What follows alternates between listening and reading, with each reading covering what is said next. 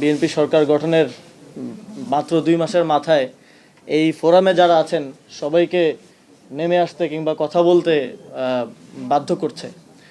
যেটা আওয়ামী লীগকেও আমরা দেখেছি, তারা আস্তে আস্তে এই পর্যায়ে উপনীত হয়েছিল, কিন্তু বিএনপি খুব দ্রুতই তারা তাদের সাফল্যের দিকে এগিয়ে যাচ্ছে। আমরা দেখছি সমসাময়িক কিছু বিষয়, যেমন 28 জন বিচারককে শোকজ দেয়া হয়েছে, আপনারা সবাই দেখেছেন, কিন্তু পেছনের কারণটা হয়তো অনেকেই জানেন না। বিচারকগণ তাদের একটা হোয়াটসঅ্যাপ গ্রুপে কিছু ডিসকাশন করছিলেন, যেটার স্ক্রিনশট সরকারের পছন্দ হয় নাই। ফলে সরকার তাদেরকে ওই স্ক্রিনশটের ভিত্তিতে শোকজ দিয়ে বোঝালেন যে রায় তো আমাদের পছন্দের বাইরে দিতেই পারবেন না, আপনারা নিজেদের মধ্যে কোনো আলোচনা বা টেক্সটিংও করতে পারবেন না, সরকারের যেটা পছন্দ হবে না। তো এটা একটা ইন্ডিকেশন যে আগামীতে বাংলাদেশের বিচার বিভাগ কিভাবে চলতে যাচ্ছে। আমরা দেখছি যে ফেসবুকে পোস্ট করার জন্য আবার গ্রেফতার শুরু হয়ে গেছে। এটা আমরা 2 বছর পরে আবার নতুন করে দেখছি, যেটা আমরা 2 বছর আগে দেখতাম। আমাদের জাতীয় নাগরিক পার্টিরও একজন অঙ্গ সংগঠনের একজন শাখার যুগ্ম সদস্য সচিবকে গ্রেফতার করা হয়েছে, এবং বেশিরভাগ ঘটনাই ঘটছে প্রধানমন্ত্রীকে নিয়ে লেখালেখি করার ফলে। তো আমি আমাদের মাননীয় প্রধানমন্ত্রীকে প্রশ্ন করতে চাই যে আপনার বিরুদ্ধে যদি কিছু লেখা না যায়, তাহলে আপনি সংসদে দাঁড়িয়ে এটা বলে দেন যে আমার বিরুদ্ধে কিছু লেখা যাবে না, লিখলে গ্রেফতার করা হবে, অথবা একটা আইন করে দেন যে প্রধানমন্ত্রী, রাষ্ট্রপতি বা অমুক অমুককে নিয়ে কোনো সমালোচনা করা যাবে না, কোনো কথা বলা যাবে না, স্যাটায়ারও করা যাবে না। যদিও আপনি উত্তর দিবেন কিনা জানি না, এটাও হয়তো সালাউদ্দিন ভাই উত্তর দিতে পারেন। সালাউদ্দিন ভাইয়ের প্রসঙ্গ যেহেতু আসলো, তিনি আজকে সংসদে দাঁড়িয়ে আমাকে উদ্দেশ্য করে কিছু কথা বলেছেন, যে বিসিবি নির্বাচনের বিষয়ে অনেকেই বলছেন, কথা প্রসঙ্গে আসছে।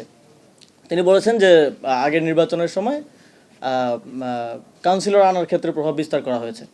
তো সেখানে সালাউদ্দিন ভাইয়ের কোনো সংবিধানের প্রয়োজন নাই, কারণ বিসিবির একটা কনস্টিটিউশন আছে, আপনারা হয়তো অনেকেই জানেন, 13 পৃষ্ঠার একটা ছোট কনস্টিটিউশন। সালাউদ্দিন ভাই যদি বাংলাদেশের সংবিধানের পাশাপাশি সেটাও একটু পড়তেন, তাহলে বুঝতে পারতেন যে আমরা কাউন্সিলরগুলো তখন আনা হয়েছিল সংবিধান অনুযায়ী যেই ক্রীড়া সংস্থার কমিটি হয় সেখান থেকে। কিন্তু তারা চেয়েছিল তাদের যে ছেলেরা এখন বিসিবিতে বসেছেন তাদের নামগুলো পাঠানো হোক, যাদের স্পোর্টসের সাথে কোনো সম্পর্ক নাই, সংবিধান অনুযায়ী তাদের সেখানে আসার কোনো এখতিয়ার বা তাদেরকে নাম পাঠানোর কোনো এখতিয়ার আসলে ডিসিদের ছিল না। তো ওনাদের সংবিধানের বিষয়গুলো আসলে খুবই সিলেক্টিভ। আমাদের একজন সহ-আলোচক মাত্রই বলে গেলেন যে বাংলাদেশের সংবিধানের বিষয়ে ওনারা খুব সিলেক্টিভভাবেই মানছেন। আমরা দেখেছি যে সংবিধান অনুযায়ী শেখ মুজিবুর রহমানকে স্বাধীনতার ঘোষক বলায় একজনকে স্ট্যান্ড রিলিজ করা হয়েছে, একদিনের মধ্যে বদলি করে দেওয়া হয়েছে। আর আমরা এখানে আমাদের সহ-আলোচকগণ অনেকগুলো অধ্যাদেশ যেগুলো বাতিল করা হচ্ছে সেগুলো নিয়ে কথা বলেছেন, আর সেটা নিয়ে স্পেসিফিক আর কথা বাড়াবো না। তবে একটা ইন্টেনশন খুব স্পষ্ট, যে আমরা যেখান থেকে হাঁটি হাঁটি পা পা করে 2024 সালের গণঅভ্যুত্থানের পরে একটা জায়গায় এসে পৌঁছেছি, এবং জুলাই সনদ এবং গণভোটের রায় বাস্তবায়নের মধ্য দিয়ে আমরা আরও একটা ধাপ অতিক্রম করতে পারতাম জাতি হিসেবে, সেখান থেকে আমরা এখন উল্টা পথে হাঁটা শুরু করেছি।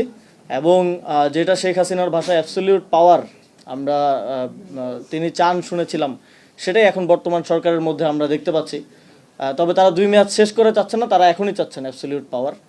তো সেটা ভালো, বিএনপি যত খারাপ কাজ করবে, যত জনবিরোধী কাজ করবে, সেটা দ্রুতই করে ফেলুক আমরা চাই। কারণ আমরা আবারও 15 বছর 20 বছর আসলে অপেক্ষা করতে চাই না।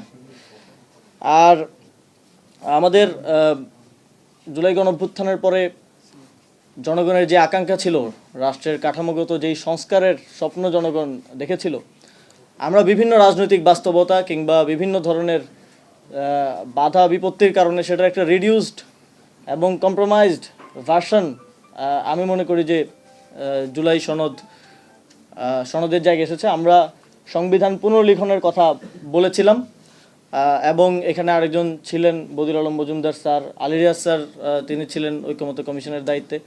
সংবিধান পুনর্লিখনের একটা উদ্যোগের জায়গা ছিল, সেটা পরবর্তীতে আর হয়ে ওঠে নাই।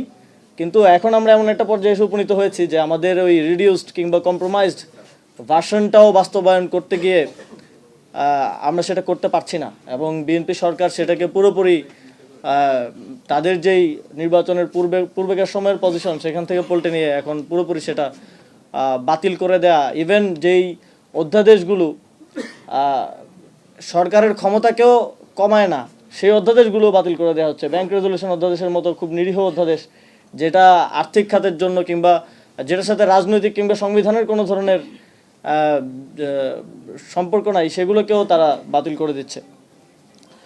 তো আমরা আসলে আহ, যা দেখছি, যা হচ্ছে, এবং আমাদের এই সংসদের প্রতি জনগণের খুব আগ্রহ ছিল।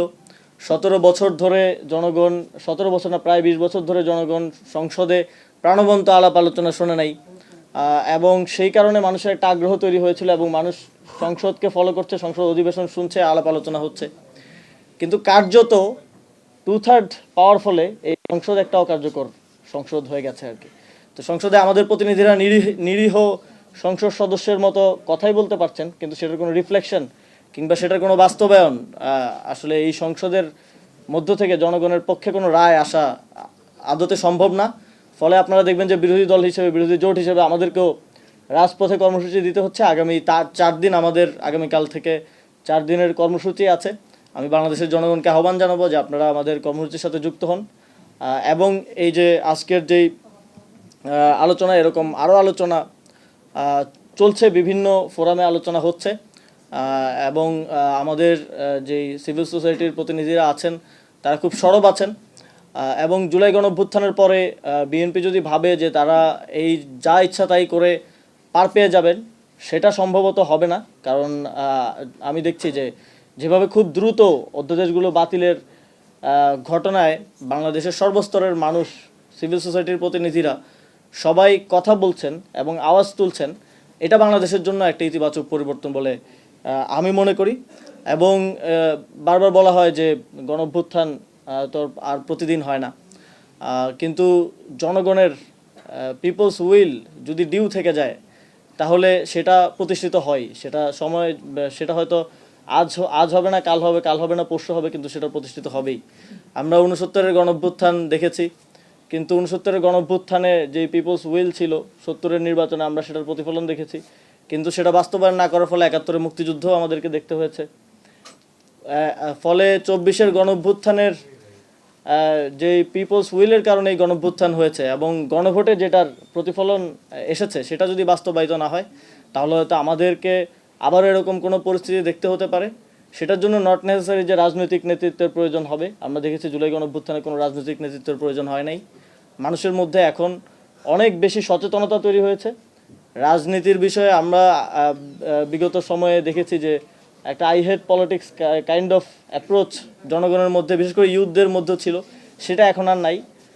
ফলে এখন যে আপনারা এগুলো করে বারবার পার পেয়ে যাবেন, এই চিন্তা করবেন না। আমরা আশা করি আপনাদেরও শুভবুদ্ধির উদয় হবে এবং আপনারা জনগণের রায় বাস্তবায়নের মধ্য দিয়ে একসাথে কীভাবে আমরা একটা সুন্দর বাংলাদেশ বিনির্মাণ করতে পারি সেদিকে এগিয়ে যেতে পারবো।